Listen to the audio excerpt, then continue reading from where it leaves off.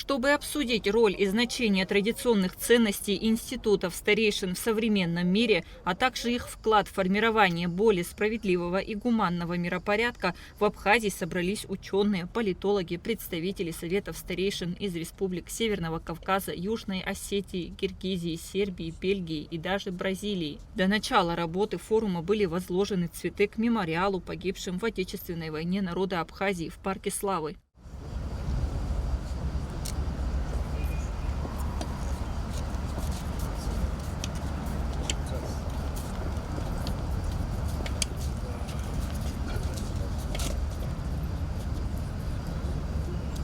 По традиции форум открывает принимающая сторона. Председатель Совета старейшин Абхазии Аполлон Дума начал свою речь абхазской поговоркой «Тот, кто не имеет старейшин, не имеет Бога», которая говорит о том, как высоко ценили и ценят старших в Абхазии. Приветственное письмо от имени президента Абхазии Бадры Гунба зачитал премьер-министр Джансух Нанба.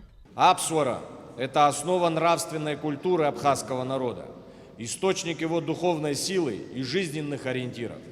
Это не только свод неписанных правил, но и живой дух народа, соединяющий в себе традиции, уважение к старшим, взаимопомощи, гостеприимства, готовности встать на защиту своей земли и чести.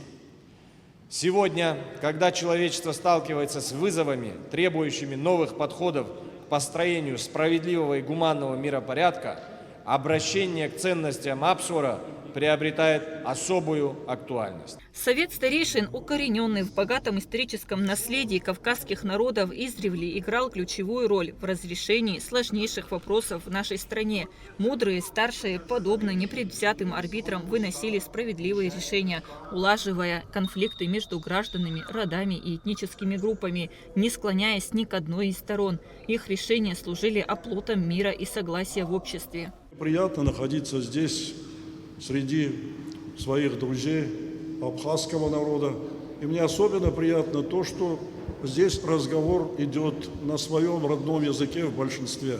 Это очень важно сегодня, сохранение этнического своего происхождения, этнического языка. И если мы не будем язык сохранять, то человек, не только человек, а нация исчезнет. Поэтому сколько существует язык, столько существует и нация. Членами Совета старейшин Абхазии являются умудренные богатым жизненным опытом люди, занимавшиеся различной деятельностью, живущие в ладу со своей незапачканной совестью, в соответствии с морально-этическим кодексом Апсуара, что дословно переводится как «абхазство». Главная задача для абхазского народа – это забота о развитии и становлении собственного государства. Но возможно ли это только традиционными государственными методами? Названная выше мера обязательно должна сосуществовать с комплексом национальных устоев и традиций. Наиболее действенный способ возрождения абхазской идеи – формирование научно-практической основы сплочения народа – национальная доктрина. Мы знаем, что в критические моменты, периоды нашего Отечества, как и во время грузино-абхазской войны, родину и этнос спасли мощнейшие запасы духовной силы абхазов. Важнейшая роль в этой принадлежала нашему кодексу чести Апсуара. Форум стал площадкой для обсуждения роли традиционных ценностей в современном мире, акцентируя внимание на абхазском национальном каноне Апсуара как модели гармоничного развития общества. Участники обменялись опытом сохранения и популяризации культурного наследия, подчеркнув важность межкультурного диалога для укрепления мира и взаимопонимания. Что я вижу здесь, на Кавказе, очень меня трогательно гостеприимство.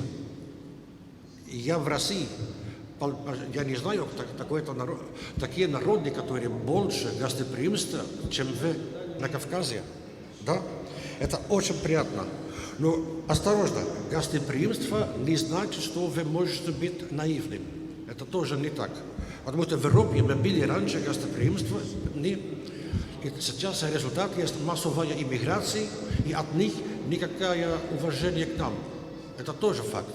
Участники форума выразили уверенность в том, что продвижение традиционных ценностей, таких как Апсуара, способствует формированию более гуманного и справедливого миропорядка, основанного на уважении к культурному разнообразию и правам человека. Кундашова, Алексей Гухава, Абхазское телевидение.